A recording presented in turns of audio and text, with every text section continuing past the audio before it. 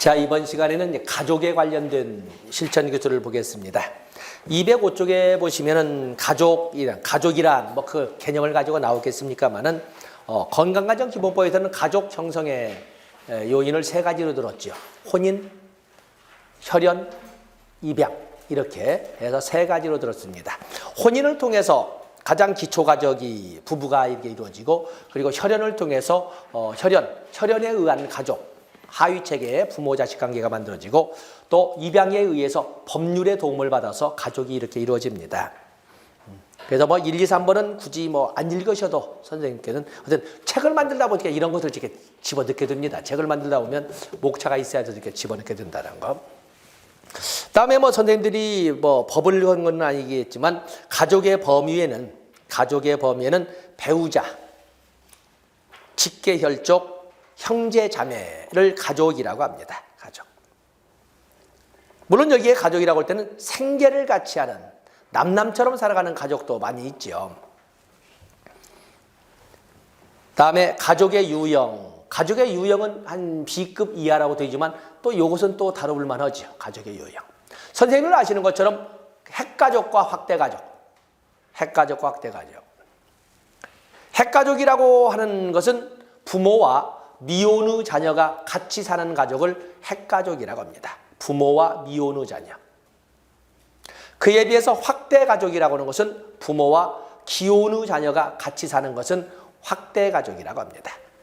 이때 뭐 손자녀는 중요치 않고, 말하자면 혼인에 의한 가족이 2개 이상이 생겼을 때, 뭐냐면 핵가족은 혼인에 의한 가족은 엄마 아빠밖에 없잖아요. 그에 비해서 확대가족은 엄마 아빠 부모 세대 말고도 또 다른 혼인 세대가 있다는 거죠. 그래서 손자녀가 있어야 되는 것은 아니고 부모와 기혼의 자녀가 같이 사는 것은 확대가족이라고 합니다. 요즘에는 수정핵가족, 수정확대가족도 많지요.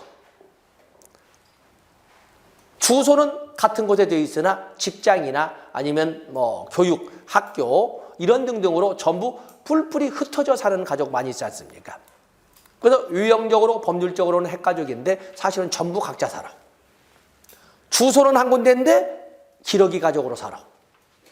있지 않습니까? 수정핵가족. 또 그런가 하면 수정확대가족도 제법 있습니다. 우리나라의 인심이 참 좋다고 하는 것이, 좀 거친 말을 많이 쓰는 건축토목회사를 제가 할 적에도 보면은 부모를 모시고 있다고 하면 거의 계약성사됩니다. 그 부모를 모시고 있다는 것이, 아마 선생님들도 주변에 보시면 부모를 모신다는 것이 그냥 뭐 그런 거 아니야 그런데 예상이 없습니다. 예상은 없다기보다는 같이 모시고 살 수 없는 현실이 워낙 보편화되어서 저희 동창들 중에서도 부모를 모시는 가족이 약 700여 쌍 중에 한 서너 정도밖에 안 됩니다. 요즘은 부모들께서도 당신들이 자유롭게 사시기도 하겠지만, 근데 어쨌든 부모를 모신다. 그래요? 라고 해도 아마 점수가 기본 40점부터 시작되는. 그래서 참 우리나라 세상은 참 살만하다 이렇게 봅니다. 부모에 대해서만은 뭐 어쨌든 인정을 하는 것 같습니다.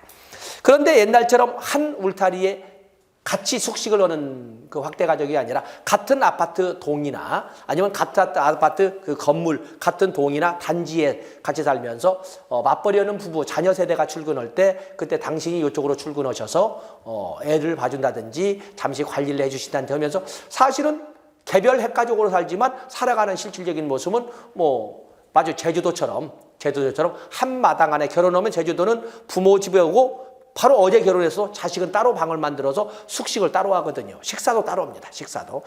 잠만 따로 자는 것이 아니라 식사도 완전히 소설 달리거는 거죠. 그런 것을 수정 확대가족이라고 하는데 상당히 그 현대화된 확대가족의 개념으로 의미는 있다고 보겠습니다. 근데 이제 너무 시도 때도 없이 예고도 없이 그 문을 열고 들어온다는 점으로써 며느리와 시가족 간의 이런 갈등도 발생할 수가 있고 그러긴 하겠습니다만은 어떤 많아졌다는 거 보고, 또 그 밑에 보시면은 뭐 한부모 가족은 잘 아시고, 한부모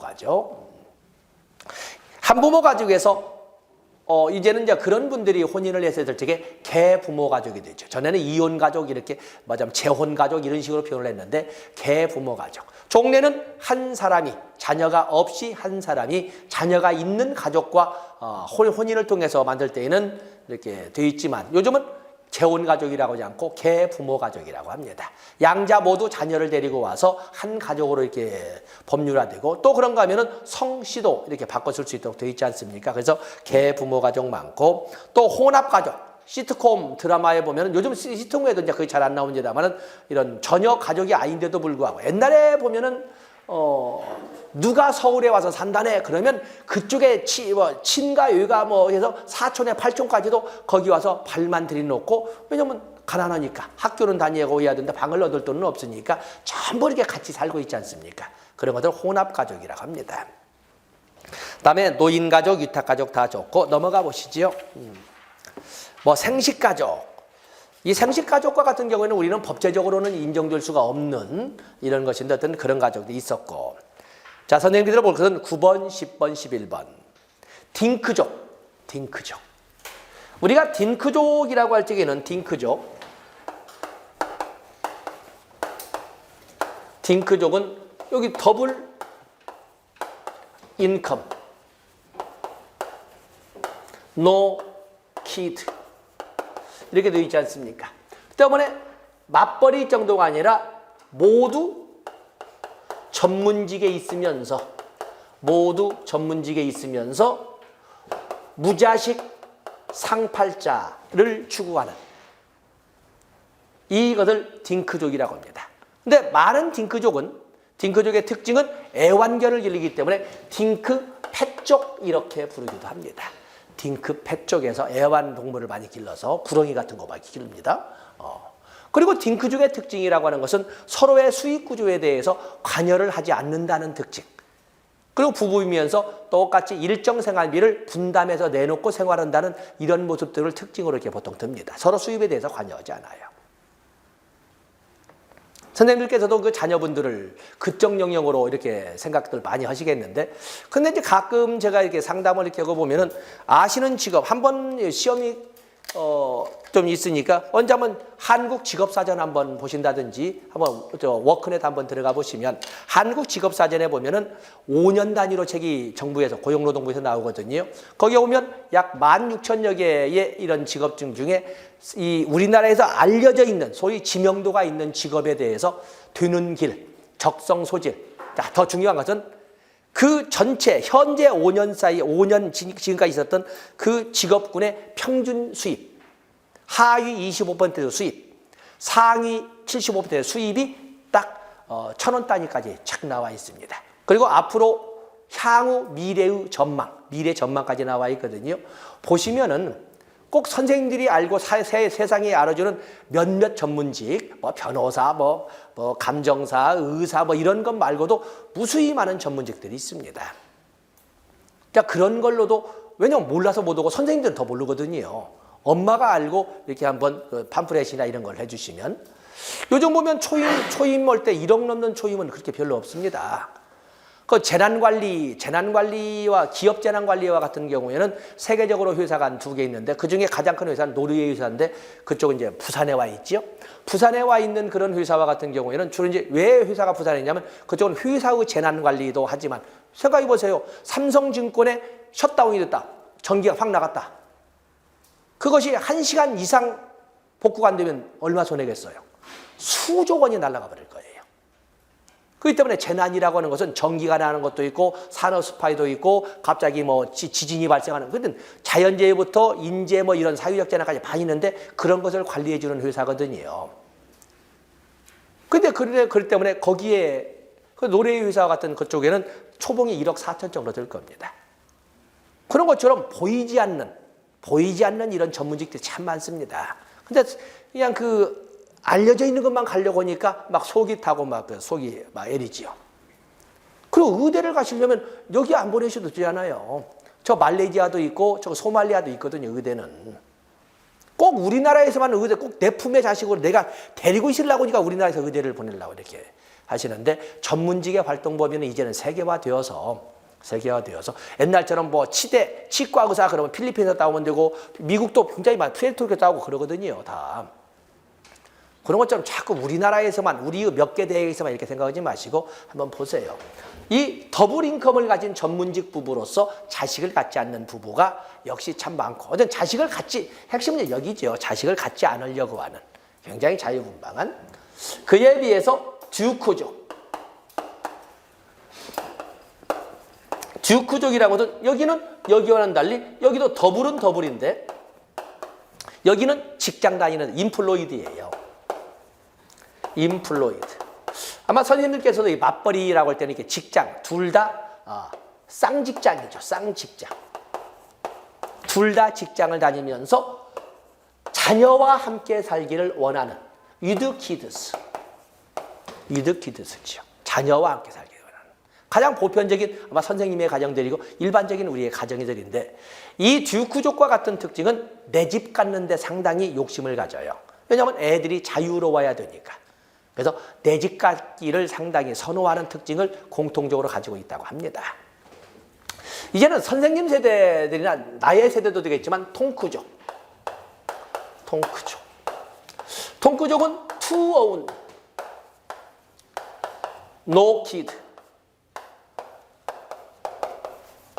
여기는 단 둘만, 둘이서만.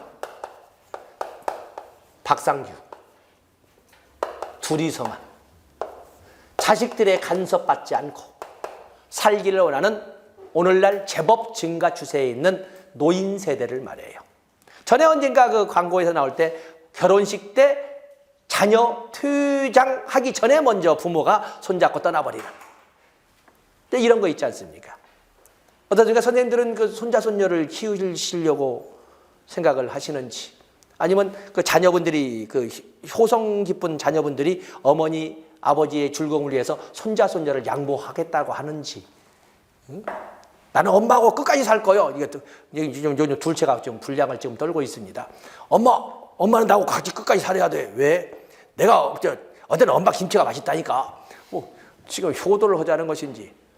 내가 아르바이트에서 15만 원 줄게. 80만 원보다 15만 원 준다고 이렇게 지 엄마를 살려 꼬시고 있는데 아주 애매한 효도를 지금 하고 있습니다. 통크족. 지금 세대는 선생님 세대도 아마 그러실 거예요. 평생 독립 못 하실 거예요. 왜냐하면 노부모가 사라지시는데 그래도 선생님 세대만 해도 자녀가 여럿이 되지만 앞으로 세대는 혼자잖아요. 혼자. 그리고 부모 후 세대가 90대가 되는데 자기도 60대인데 부모를 아무리 세상이 뭐라 오고 노인 요양 뭐 이런 말을 해도 어찌 잊혀질 수가 있겠어요. 거덕끈을 뜨지 못하고 요즘 결혼 초혼 연령이 이미 31살을 넘어섰잖아요. 30이 아니야. 31살을 넘어섰으니까. 자식 놈은 여전히 결혼 않고 여전히 나이가 60이 넘어서 대리미주를 하고 있으니 이거 참 안 되죠. 자식도 못 버리고 샌드위치 세대. 진짜 샌드위치 세대잖아요. 나이가 들어서만 해도 한번 자유로워보고 싶은 거죠. 자유로워보고 싶은 거. 그래서 to only no kid. 나이가 들면 주 5일은 아니지만 주 4일 정도 3일 하기에는 좀 너무 과한 것 같고 4일 정도는 움직이셔야 좀 건강하지 않겠습니까? 사회복지 읽으면 4일로서. 그리고 나이가 좀 많이 드시면 진짜 연륜과 경륜으로 쌓아올린 전문 지식 기술을 가지고 진짜 봉사활동 있잖아요. 한 70 중반까지는 생업에 하셔야 되고 버셔야 됩니다.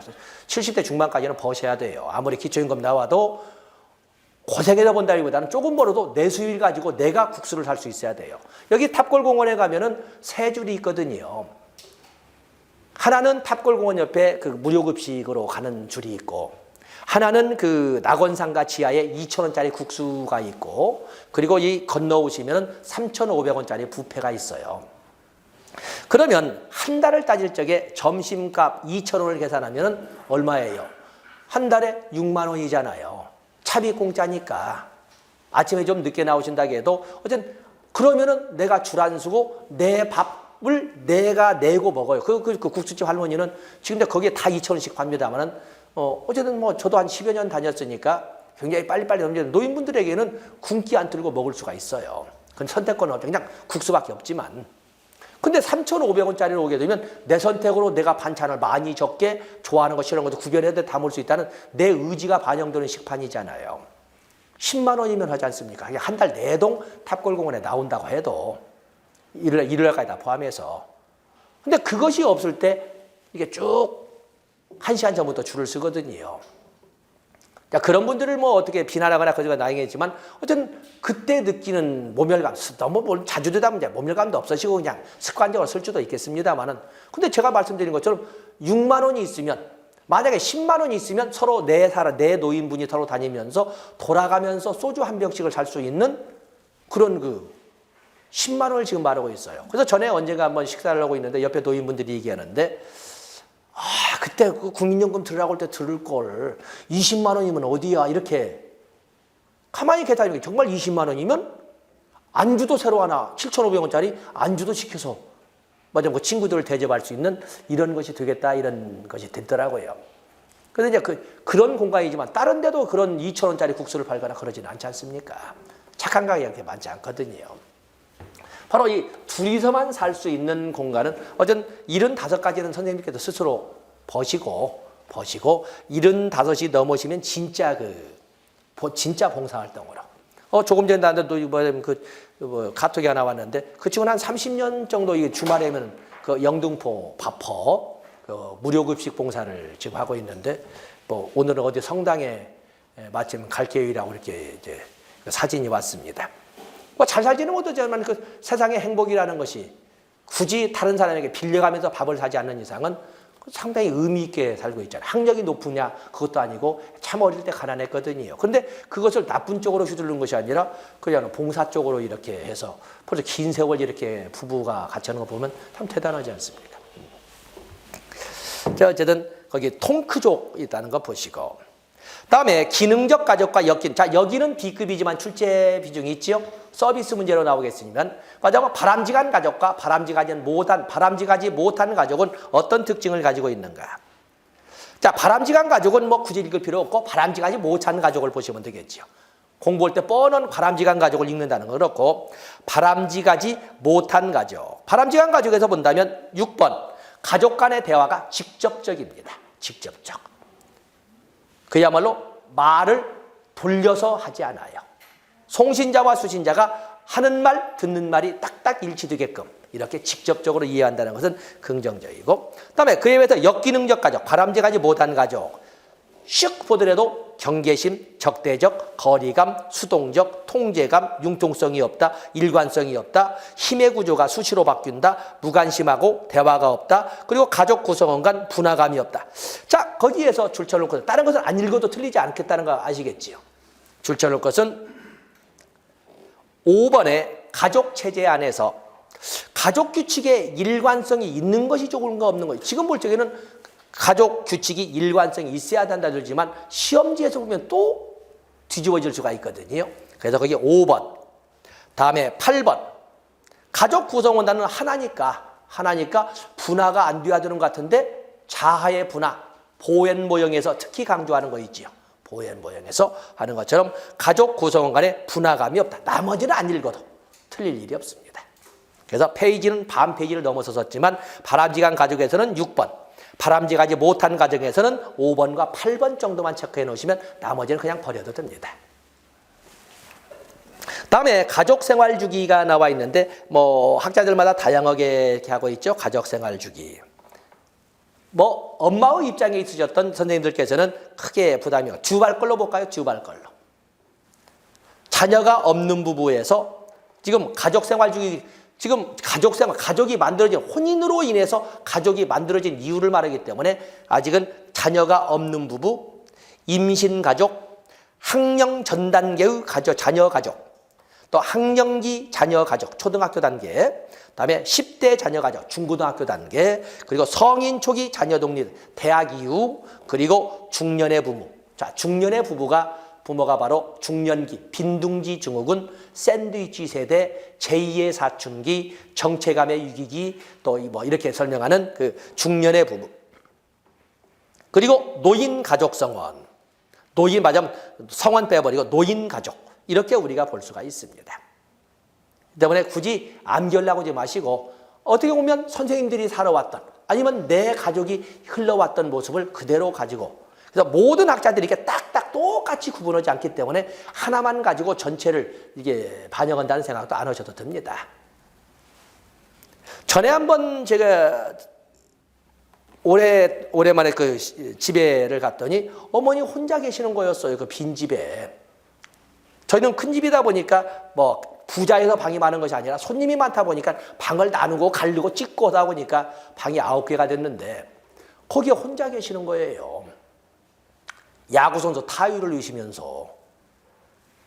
아버지는 출근해 오시고 어머니 혼자 앉아 계시니까 텔레비전 보시면서 야구 타율도 있고, 야, 이번에 타율이 높아졌어. 전혀 어머니와 관련 없는 야구 타율을 일정으로 하니까 얼마나 지루한 삶이시겠어요. 그래서 거기 맞벌이 보니까 그 택시 운전하는 젊은 저보다 선배였던 그 가족을 드렸어요. 딸만 둘이 있는 집을 드렸는데 하루 만에 집이 살아나는 거예요. 꼬마들 그 까르르 웃고 막 뛰어다니고 뭐 이런 것이. 그래서 애들의 웃음이라고 하는 것은 아파트에서는 문제가 되겠지만 저희 집은 이제 그 단독주택이었기 때문에 애들의 웃음이라는 것은 정말 모든 것을 다 살아나게 해요. 그냥 근데 어머니 혼자 있을 때는 옆에 있는 잡초마저도 이렇게 그 마당에 그 잡초마저도 시들시들하는 것들이 그렇게 활발하게 살아나더라고요. 특히 중년기에 있었던 빈둥지 중후, 저희가 7남매였거든요. 그리고 하루에 보통 한 30명씩 와서 자는데 시골에서는 저희 집이 터미널 옆이기 때문에 시골은 차가 빨리 끊어지고 또 날씨 안 좋으면 차가 못 들어가고 그러면은 다 어떻게든 뭐 토성바지니까 다 와서 7남매의 친구들이 와서 잔다고 생각해 보세요. 저는 젤러유니까 너는 몇째 친구냐, 너는 몇째 친구 오냐 이렇게 하고 이제 언제나 이렇게 하고 또 뭐 동네 분들 와서 주무시고 가고 이러는데 이런 가족들이 그러다가 혼자 남으시니까 그렇게 우울하시고. 그래서 이제 중년부의 빈둥, 나중에 중년기 우리가 인양살이 배운 것처럼 그 특징을 가지고 반영하시면 됩니다. 자, 넘어가시지요. 208쪽으로 가서 보시면 가족의 특성이 나와 있습니다. 가족의 특성에서 거기 골든버그 부부가 제안한 가족의 특성으로 5가지가 내용 볼 것 없고 골든버그가 제시한 그냥 가족의 특성이라고 이렇게 해요. 모든 가족에는 이러한 특성을 가지고 있다. 명확하다, 아니다, 뚜렷하다, 애매하다, 뭐 이렇게 차이는 있겠지만은 모든 가족에는 가족 규칙이 있습니다. 모든 가족에는 가족 규칙이 있다. 가족 성원들이라면 지켜야 될 약속이 있고 모든 가족에는 일정 상태를 유지하려는 이런 체제적 경향성을 가지고 있는데 가족 항상성이라고 합니다. 우리가 항상성이라는 말은 개방체계에서 사용하는 용어지요. 가족이라는 것은 언제나 개방체제일 수밖에 없는 거거든요. 그래서 모든 가족에는 일정 상태를 유지하기 위해서 가족체계가 리비도, 에너지를 소비하는 경향성을 가지고 있다 해서 가족 항상성이 있고 또 모든 가족에는 세 번째, 저는 피드백과 통제. 피드백은 나중에 쓰고 거기 하위체계가 존재한다. 하위체계는 밑에 있지만 가족 하위체계, 핵가족보다도 부부, 가족체계의 하위체계는 부부 하위체계, 부모, 자식 하위체계, 또 형제자매 하위체계 이런 등등의 하위체계가 모든 가족에는 존재를 해요. 또 그런가 하면 모든 가족에는 경계가 존재를 하죠. 경계가 존재를 한다. 그리고 모든 가족에는 통제와 피드백이 또는 피드백과 통제와 피드백이 존재를 한다. 이렇게 골든버그 가문에서는 이렇게 설명을 했는데 거기 피드백과 통제, 피드백을 통한 체계 상태에 대한 긍정, 부정의 정보는 그 체계를 유지하기 위해 필요한 변화를 자동적으로 게시하면서 체계 안으로 돌아오게 한다. 선생님들 인행사에서 보면 피드백에는 긍정적 피드백과 부정적 피드백이 있죠. 긍정적 피드백은 보탬이 되는 피드백이란 말이 아니라 피드백에서는 보탬이 된다는 것이 아니라 현 상태의 운영이 이상이 없음 계속 이 상태로 돌려도 된다라고 하는 것을 이상물을 알려주는 것이 긍정적 피드백. 부정적 피드백, 문제점이 있다 이걸 찾는 것이 아니라 보다 발전적인 방향도 존재함. 다시 한번 생각해 보삼. 이렇게 말하는 것이 부정적 피드백이에요. 그래서 모든 가족에는 피드백이 있음으로써 또 피드백을 통한 통제를 함으로써 다시 항상성이라는 그 특징이 있는 것처럼 다시 원상태로 되돌아오게끔 하는 특징을 가지고 있다. 그래서 피드백과 통제 또는 통제와 피드백 이렇게 적었습니다. 그래서 집 나간 누구도 결국에 결국에 돌아오는 거죠. 엄마의 마음은 내 새끼는 언젠가는 돌아올 거예요. 내 새끼는 언젠가는 돌아올 거예요. 그렇게 해서 문을 열고 전화를 안 바꾸고 이런 과정들을 애타게 기다리고 있지 않습니까? 그러니까 돌아올 수 없는 남북 이산 가족과 같은 경우는 얼마나 애가 타겠어요. 애가 탄다는 것이. 그래서 이번에 이제 그런 기간이 좀 빨리 되고 숫자가 많았으면 좋겠습니다만은 안 되니까. 자, 이번에 보면은 가족 하위 체계, 뭐 아시는 것처럼 부부 하위 체계, 부모 하위 체계, 부모 자식 하위 체계, 형제 자매 하위 체계 등등 모든 가족에는 하위 체계가 존재를 합니다. 그다음에 경계. 가족 간에도 경계는 분명히 존재를 해야 되고 가족 구성원들 사이에도 경계선은 존재를 해야 되는데 이 미누치는 이것을 경계 또는 경계선이라고 설명했지만 보에는 그 경계선이라는 말을 뭘로 설명했어요? 자하라고 설명을 했죠. 경계선의 명확화, 미누친, 자하의 분화, 보엔 이렇게 하지 않습니까?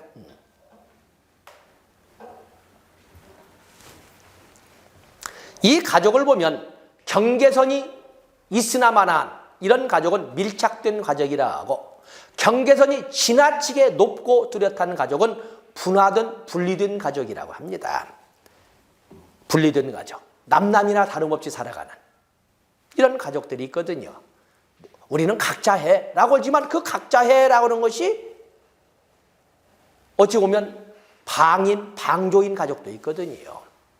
우리 가족은 개성이 강해 이 말을 잘 들어야 되죠. 개성이 강하다는 것은 서로 경계선을 명확히 하면서 서로 말하자면 물이 스며들고 하는 것처럼 교류가 있는 명확성이어야 되는데 완전히 남처럼 각자의 삶에 대해서 전혀 관여하지 않는 것은 그건 어린애 같은 경우는 자유방임이 유기방임이 되는 것이고 어른과 같은 경우에는 사실은 분리된 가족이라고 하는 거죠. 가장 바람직한 것은 역시 명확한 경계선 아니겠습니까? 명확한 경계가 있는 곳에서 가족원들은 지지를 받을 수 있고 건강하게 양육되며 자율이 허락된다. 경계선은 지지, 양육, 포용 등을 제시하면서 다른 한편으로서는 사회적 실험의 자유, 말하자면 사회적 도전이나 이런 거에 대한 자유, 개별성, 자신만의 자아 정체성 등을 인정한다. 이렇게 봅니다. 물론 부모의 자식 교육의 방법에는 어떤 왕도가 있겠습니까? 감히 다른 부모의 자녀 교육에 대해서 이러쿵저러쿵 말한다는 자체가 또 그렇습니다만 그러나 그 정도도 벗어나 버리면 그건 분리된 아니면 남이나 다름없는 분리된 아니면 도대체 뭐가 무엇인지도 알 수 없는 거기에 보면 밀착된 밀착이란 말이 언뜻 들으면 긍정적으로 보는 것 같지만 사실은 부모, 자식, 형제, 자매 간에 어떠한 구분선이 존재하지 않는 각자마다의 정체성을 인정하지 않는 이걸 말하고 있는 거거든요. 문제 가족이 또는 역기능적 가족이 되겠습니다. 다음에 선생님들 209쪽으로 가면 가족원들, 구족성원들의 의사소통이 있는데 이 의사소통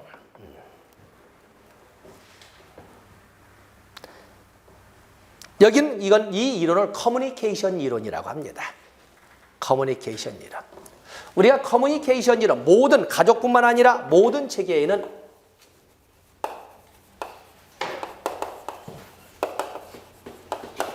의사소통 체계가 있는데 송신자는 샌더지요. 송신자, 샌더는 여보세요 그러면은 그 음성을 전자부호로 파동으로 바꾸죠. 그것을 부호화라고 합니다. 부호화를 인코드라고 합니다. 그러면 그것이 채널을 통해서 신호로 거기에 보면 가운데에 뭐라고 해서 신호 이렇게 되죠. 시그널로 신호로 채널을 통해서 신호로 가는데 시그널 해서 수신자에게 도착할 적에는 이 부호화로 바뀐 전자파동이 다시 음성부호로 바꾸게 되겠지요. 그것을 우리는 해독이라고 합니다. 디코드. 그리고 수신자에게 도착을 하거든요. 그러면 수신자가 이번에는 송신자가 되어서 누구삼? 하면서 이 코드를 역으로 이렇게 돌려서 샌더가 이번에는 리시버가 되어서 이것을 왔다 갔다 이렇게 하는 것이 바로 의사소통이라고 하는 것입니다. 그 과정에 부화되고 해독되어가는 이 과정에서 이거 채널에서 나타나는 이 신호 과정에서 송신자와 수신자 간의 의사소통에 왜곡이 발생할 수 있다는 것입니다. 왜곡이. 그래서 잡음이라고 적어놨죠. 잡음. 그래서 뭐 의사소통의 개념을 보고자 하는 건 아니고 2번에 보면은 가족성원의 모든 행동은 언어적 혹은 비언어적 의사소통으로 볼 수 있다.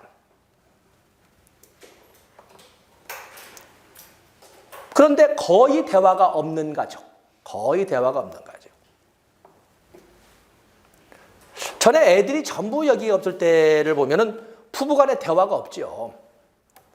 저는 이제 강의를 하는 사람이니까 거의 뭐 술자석이나 밖에 나가서는 거의 대화를 않는 이런 입장도 또 가면은 들어가는 시간이 어제도 뭐 10시에 어제는 12시간 수업이 있어가지고 10시 집에 가면 12시께 되면은 잠시 뭐 닦고 잠시 텔레비전 보면은 한 2시 되고 뭐 이렇게 거의 대화를 고작 뭐예요? 생리적인 밥 먹었어? 밥 줘. 이렇게 생존에 관련된 것 말고는 대화 거의 없는 거지요. 그러다가 이제 둘째가 아르바이트 끝나고면서 이게 이제 떠들고 지 엄마 끌어안고 막 뭉치기 하면은 그때다 좀 집이 살아나. 그렇지 않으면 조용히 텔레비전 소리만 들리는 거죠. 의사소통이 없는 거예요. 그럼 뭘로 느껴? 비언어적 의사소통을 통해서 느낌으로 하는 거죠. 느낌으로. 그래서 의사소통 개념 그림으로 같이 보시면서 의사소통에는 바람직하지 못한 기능적인, 역기능적인 이렇게 되어 있는데 역시 우리가 볼 것은 역자가 빠져 누가 띄어먹었어. 역기능적 의사소통만 보시면 되겠죠. 기능적 의사소통은 뭐 시간 내면서까지 볼 것 아니고 자, 역기능적 의사소통. 회피적. 앞에서 송신자가 무슨 일이야 해도 전혀 대답하지 않고 뭐 그냥 뭉개버리는 이런 그 역기능적 의사소통, 애매한 의사소통, 또 송신자와 수신자의 어떤 그 하는 말 듣는 말이 서로 달리 삐뚤어져 버리는 불일치. 그리고 너 전달법 뒤에서 하겠습니다. 이중 구종 메시지 또는 신비화 이런 등의 단어로 나온 것은 바람직하지 못한 가족 성원들 간의 의사소통이라고 설명을 합니다. 거기 이중 구성 메시지에 나와 있죠. 의사 전달 시 적어도 2개 또는 그 이상의 상반된 메시지가 담겨져 있는 거. 말은 사랑한다고 하는데 눈빛이나 행동은 죽여버리듯이 이렇게 바라보고 있는 그런 경우도 충분히. 저도 이제 그렇게 했을 거니까. 감정을 삭히려고 하는데 아직 생리적으로는 얼굴에 막 감정이 안 식혀져가지고 이성적으로는 절대 얘는 달래야 돼. 내가 화내면 안 돼. 라고 하는데 몸에는 아직 그것이 안 지워져서 막 같이 나타날 때. 이런 것들이 이중구성 메시지가 되거든요. 그다음에 위장, 신비화. 송종국이가 또 이혼 온다고 그러잖아요. 그 사이에 우리는 이상 없어요. 그러면서 뭐 딸내미 데리고 출연도 하고 웃고 했던 이런 것들, 쇼윈도 부부 이런 것들이 전부 위장이라든지 신비화가 되지 않겠습니까? 자, 이런 것들은 바람직하지 못한 가족 내의 모습이자 가족 구성원들 간의 바람직하지 못한 의사소통이라고 합니다. 다음에 사티어 또는 세티어의 의사소통 유형, 경험적 가족치료 모형의 대표적인 세티어가 휘테커, 세티어 이렇게 나오지 않습니까? 경험적 가족치료 모형의 세티어는 의사소통 유형을 회유형, 공격형, 계산형, 주의 산만형, 그리고 일치형이 있는데 물론 바람직한 기능적 의사소통은 일치형 하나만이고 나머지는 다 역기능적 의사소통이 되겠어요. 옛날에 우리의 어머니들 생각해 보세요. 거의 가부장제 속에서 남정네들이 하는 말을 가타부타 없이 알았어요 라고 수용만 하는 이런 의사소통은 회유형, 무조건 받아들이는 복종형이죠. 이거 바람직하지 못하다는 거예요. 그러다가 저희 어머니께서 아버지에게 들이대는 순간이 한 번 왔어요. 그 순간이 왔는데 퇴직금 때문에 문제가 붙었어요. 퇴직금 정산이 되고 아버지께서 당신 그동안 수고했으니까 내가 3천만 원 사놓게. 그래고 부부싸움이 났어요. 어머니께서 아니 무슨 말씀을 내가 있어서 당신이 이렇게 생활을 했으면 5대5가 돼야지 웬 3천만 원? 해가지고 어머니께서 처음으로 주는 대로만 생활하시던 어머니께서 아버지께 정당하니 5대5를 요구하시는 걸 봤어요. 그래서 드디어 여권 신장에 아버지의 세월이 가는구나. 그리고 나서 또 얼마 있다가 그 사돈 때 그 할머니, 제 여동생의 시할머니가 돌아가셔서 조문을 가는데 같이 가시면서 아버지께서 당신은 그 당시에는 그 남자 조문소가 따로 있고 여자 조문소가 따로 있었는데 거기는 준비를 안 했더라고요. 그냥 이렇게 그래서 지금처럼 같이 그냥 남녀 같이 조문을 하는데 당신은 저기 가서 저 안사돈 좀 뵙고 와 보고 와. 그랬더니 어머니께서 무슨 지금 세상이 어느 세상인데 남녀가 유별을 따져서 조문하는데도 남자 따로 여자 따로 하냐고. 그래서 같이 가서 조문을 하시더라고. 그래서 그 아버지의 세월이 굉장히 빨리 가시는구나. 이렇게 봤습니다만. 전에는 그냥 당신이 말하면 어머니는 그냥 예 알았어요 말고는 없었거든요. 그래서 당연히 어머니는 그런 줄 알았지 속이 없는 줄까지는 몰랐었어요. 그러니까 말하자면 효유형은 바람직하지 못한 거죠. 다음에 공격형. 상대방을 비꼬고 흠잡는 이런 의사소통 하는 사람들이 있습니다. 우리가 프로이드 발달 과정으로 본다면은 프로이드의 발달 과정에서 학문기의 과정이 원받지 못한 사람들이 이렇게 비꼬는 말을 자기도 느끼지 못하고 막 그렇게 하고 있는데 가족 구성원 간의 의사소통에서도 그렇게 하는 경우가 많다는 거예요. 자꾸 상대방을 비난하면서 비꼬면서 흠잡으면서 하는 그 말투 이것도 당연히 그건 바람직하지 못하죠. 집안 전체 분위기가 죽어버리잖아요. 그다음에 세 번째 계산형. 요즘 보면 시트콤이나 재벌가에서 형제간의 이런 재산 다툼이나 대권 다툼이 있을 때 보면은 철저하게 계산된 표정 관리나 철저하게 계산된 언어를 구사하는 이런 의사소통들을 하거든요. 바로 그거에도 역시 바람직하지 못한 역기능적 의사소통이라고 합니다. 초이성형 또는 계산형. 그런가 하면 이 말했다 저 말했다 하는 바로 그냥 화제를 자꾸 바꾸면서 이야기를 하는 이런 주의산만형. 이것도 역기능적 의사소통이 되겠어요. 가장 좋은 것은 송신자와 수신자의 보내는 말과 듣는 말이 일치하는 의사소통. 자, 이런 게 바로 가장 바람직한 기능적 의사소통이다라고 할 수가 있습니다. 선생님 가정에서는 특히 그 부부지간에는 어떤 의사소통이 이루어지는지 그래서 그냥 굳이 암기보다는 우리 가족을 가지고 아니면 가까운 가족들을 가지고 이렇게 한번 분석해 보면 그럴 수 있습니다. 그냥 효유형, 공격형, 계산형을 초이성형, 또 그런가 하면은 산만형, 가장 바람직한 것은 일치형. 우리 주변에 있는 모습이기 때문에 글자로 안 보고 주변을 가지고 정리할 수가 있습니다. 다음에 역기능적 의사소통에는 이중구조 메시지나 또는 신화 이런 것도 있지만 나 전달법과 너 전달법에서 나 전달법은 기능적 의사소통이고 너 전달법은 역기능적 의사소통 아니겠습니까? 나 전달법, 내가 생각하는데 말이야. 이렇게 이제 보통 시작이 되는데 상대방이 나를 명확하게 이야기할 수 있는 기술은 나 전달법으로 설명을 합니다. 나 전달법. 그래서 2번에 보시면 다음 페이지 211페이지 2번에 보시면 나 전달법은 효과적인 조력관계가 인지적 수준을 넘어서 정의적 수준에서 정의적 수준에서도 의사소통을 도자가 빠져 있군요. 정의적 수준에서도 의사소통을 촉진시키는 기술이다. 그렇기 때문에 나 전달법은 서로 교감이 말하자면 말을 하는 인지적 수준에서 말 위에도 서로 가슴으로도 교감이 될 수 있는 이런 의사소통을 나 전달법이라고 한다. 그래서 이성적으로도 판단이 되지만 가슴으로도 무슨 말인지 느끼게끔 해주는 의사소통을 나 전달법이라고 한다. 그에 비해서 너 전달법은 상대방을 비난하는 방식의 의사전. 너는 왜 그래? 이런 거. 아니면 너는이란 말 안 써도 다른 사람은 안 그러던데. 이렇게 말은 부드러운데 그 말은 뭐야? 다른 사람은 안 그러던데 그 말은 그 뒤에는 말은 하나 있죠. 뭐야? 너는 왜 그래? 이 말을 지금 하고 있는 거거든요. 그래서 상대방을 비난조로 힐난하는 이런 방식의 의사소통은 너 전달법이라고 하고 문제의 원인이나 그에 대한 책임 소재를 상대방에서 또는 상대방에게 부과하는 것을 너 전달법이라고 합니다. 다음에 가족사정. 우리가 저번 주에 배울 때에 사회복지 실천의 과정 6개 단계로 했었죠. 첫 번째 단계가 인테이크, 접수. 두 번째 단계가 조사, 자료 수집. 세 번째 단계가 사정. 네 번째 단계가 사정 결과의 명료화와 개입 전략의 구체화, 즉 목표 설정 및 계약 설정. 그리고 5번째가 개입, 6번째가 종료 이렇게 했습니다. 그중에 사정에서 사정의 대상은 클라이언트, 즉 클라이언트 문제와 진단이 아닌 사정이라고 하는 것처럼 클라이언트의 강점, 그리고 클라이언트의 가족을 사정 대상으로 했지요. 클라이언트 또는 클라이언트의 문제, 그리고 클라이언트의 강점이나 자원 가능성, 그리고 클라이언트의 가정. 그래서 클라이언트의 가족을 또 사정 대상으로 하는데, 가족 사정이란 것은 가족을 하나의 단위로 보고, 가족을 하나의 단위로 보고 이렇게 나와 있습니다.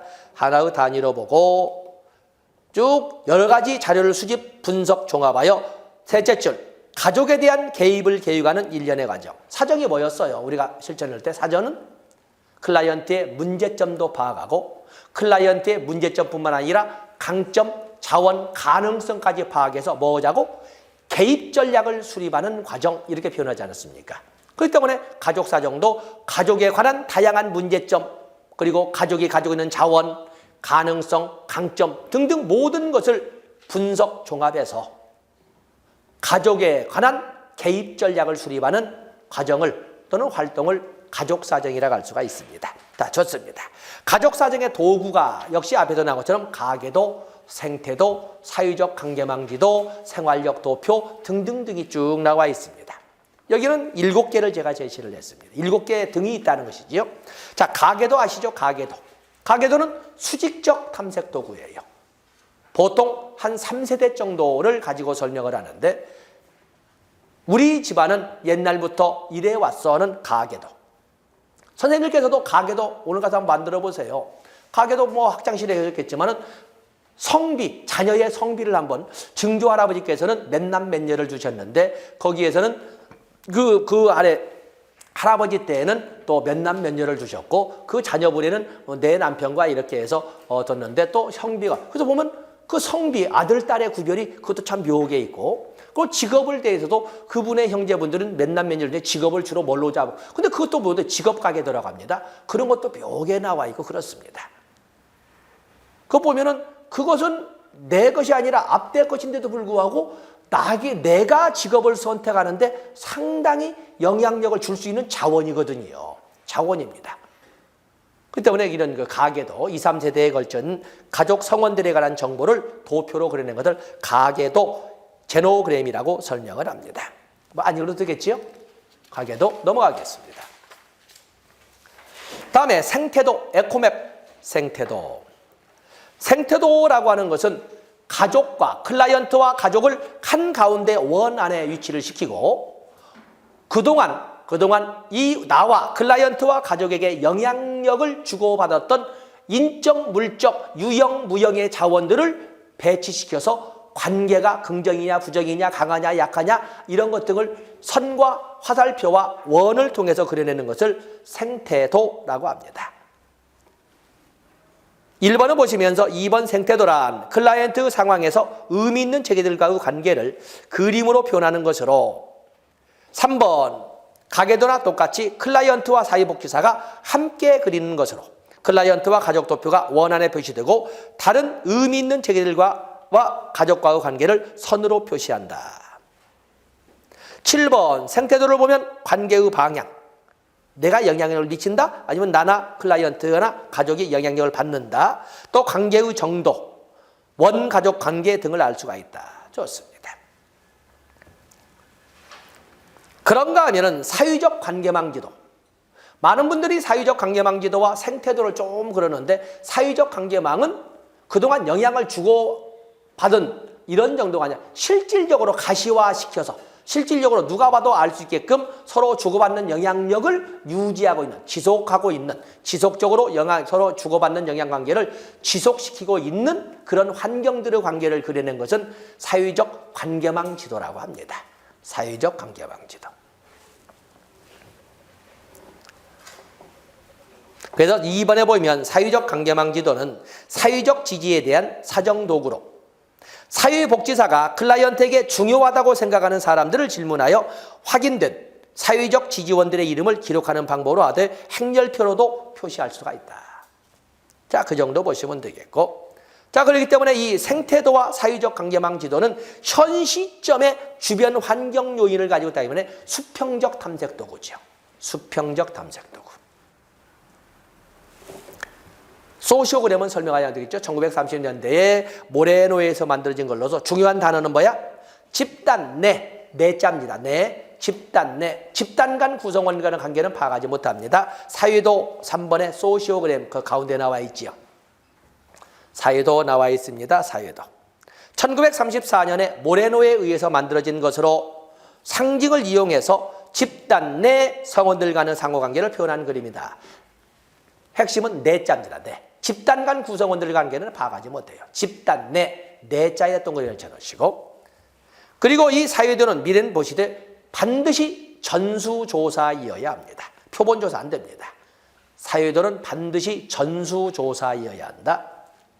또 사회도는 비밀이 유지되어야 한다. 엄수라고는 않겠습니다만 유지되어야 한다. 누가 누구를 좋아한다는데 그것도 유지돼야 됩니다. 왜냐하면 서로 좋아한다는 듣는 사람은 기분 될지 모르지만 사실은 사랑이라고 하는 것은 내가 좋아하는 사람은 언제나 눈을 딴 데에 돌리고 있는 것이 이 사유의 순리여서 사실은 내가 저 친구를 좋아하는데 그 친구가 다른 사람을 좋아한다고 할 때 상처를 받는 아동도 있다는 거거든요. 그래서 비밀이 유지되어야 한다. 집단 내 인간관계 파악 또는 집단 역동 파악 이런 것들 특징으로 하는 것이 사회도 소시오 매트릭스, 소시오그램이라고 매트리라고 하는데 그걸 그림으로 그린 것은 소시오그램이라고 하고 그것을 행렬표로 그려놓은 것은 소시오 매트릭스라고 하는 겁니다. 자, 보시고 다음에 오른쪽에 생활력 도표. 어떻게 이 긴 세월을 어떻게 살아왔는지를 삶의 일지로 적어낸 것을 생활력 도표라고 합니다. 만약에 선생님들도 아니면 과거에 많은 선생님들이나 엄마들이 일기를 쓸 적에 일기라고 하는 나의 역사는 사실로서의 역사도 있고 기록으로서의 역사도 있거든요. 그냥 수첩에 적듯이 아침에 몇 시에 일어났다, 누구를 만났다, 숙제 못했다고 혼났다, 뭐 이렇게 그냥 사실로만 적어낸다면 지금까지도 일기를 쓸 거예요. 그런데 선생님이나 엄마는 꼭 느낌을 쓰라고 그러잖아요. 그러니까 일기란 단어가 나오면 애들이 경기를 일으키는 거예요. 방학만 되면 동네 애들이 모여서 모종에 누워서 일기를 쓰고 한 동네 애들은 다 똑같은 날 요가집 가고 다 똑같은 날 고기 잡으러 가고 다 똑같은 날 해수욕장 가거든요. 그리고 마지막에 뭐하고 싸워? 비가 왔니 안 했니? 이거 가지고 이제 싸워. 선생님이 딱 보면 그 동네 애들은 다 똑같은 그냥 같이 모여서 썼다는 것을 알 수가 있고 글씨 못 쓰는 애들은 옆에서 이제 그 대신 그림 숙제를 막 해주고 있고 이렇게 하는 거거든요. 근데 정말 이렇게 여기 생활력 도표처럼 있는 사실만 이렇게 시간이나 일자 간격으로 적으라겠다면 지금까지도 삶의 일지가 남았을 거예요. 수직적 탐색 도구죠.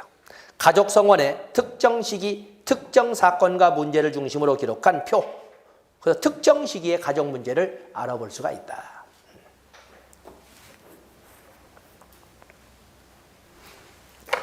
지금도 아마 이제 선생님께서는 이제 일부 분들이 자녀분들의 일기를 보관하고 있는 분들이 있을 거예요. 문득 보면 언젠가 제가 제 애거를 이렇게 봤더니 제 큰애가 좀 과격하다기보다는 또 뚝기가 있어서 그러는데 동생에 대한 질투가 있더라고. 또 둘째 놈은 그 말이 많고 따발따발하고 이렇게 그 앵기고 막 그러는데 둘째는 거의 뚝기가 있어서 주로 이제 피지컬 육체로 이렇게 몸으로 싸우고 이제 그러는데. 근데 전부 어른들이 물론 밑에 놈이니까 더욱더 끌어안고 따발따발하니까 더욱더 대꾸하고 그러니까 그런 것들을 보는 형의 그 뭔가 공허함이라든지 이런 것이 이렇게 적혀 있더라고요. 근데도 엄마나 어른들은 언제나 다 큰 놈이 형이 이렇게 이제 보통 혼을 내지 않습니까? 그러겠다 이렇게 나중에 본들 무슨 의미가 있겠습니까만은 특정 시기에 가족 성원에게 어떠한 문제가 있었는가를 파악할 수 있는 것은 수직적 탐색 도구로서 생활력 도표가 있다. 다음에 가족 구성원들이 모두 모여서 가족 성원들을 신체의 어떤 부위로 표시하게 하는 기법. 그래서 거기에 보면 경험적 가족들에서 주로 많이 쓰는 가족 조각 기법이 있죠. 거기 가족 조각, 어느 특정 시점의 가족 간의 정서적 관계를 둘째 줄 신체적으로 상징화하는 기법으로 2번 경험적 가족 치료에서 자주 사용하는 기법이다. 자주 사용하는 기법이다. 4번에 보시면 가족 조각 기법은 경험적 치료에서 가족들이 어떤 특정한 사건을 언어 표현 대신 신체적으로 표현하는 방법으로 자세나 포즈를 시간적 공간적으로 묘사하며 자, 줄쳐놓은 거기지요. 조각에 참여하는 가족 구성원들의 동의가 반드시 필요하다. 나머지는 좋습니다. 다음에 원가족 척도. 어쩌면 원가족 척도라고 해서 생활력 도표의 또 사이드 측면이라고 볼 수가 있겠는데 원가족은 결혼하기, 맞으면 나의 가족을 만들기 전에 본래 가족. 지금 뭐 선생님들이 다 결혼을 하셨다면은 친정이라고 부르는 그 친정 가족이지요. 친정 부모님 또 친정 식구들이라고는 그 원가족에 대한 척도. 가족 구성원의 원가족에 대한 불만족의 정도를 측정하여 구성원의 원가족에 대한 전반적인 인식을 파악하다는 척도이다. 바로 이 결혼하기 전에 원가족과의 관계나 정서적 이런 거리망을 가지고 이 가족 생활에서 문제점의 근원을 찾아내 볼 수도 있고 아니면 해결책을 강구할 수도 있는 거거든요. 바로 그런 것이 여기 나오는 원가족 척도라고 합니다. 자, 이런 것 등이 가족 사정의 도구로 사용되고 있습니다. 가족 사정의 도구. 자, 잠시 쉬었다가 이제는 가족 치료, 가족에 대한 영역에서 이제는 가족 치료 그리고 집단에 대해서 진행을 하도록 하겠습니다.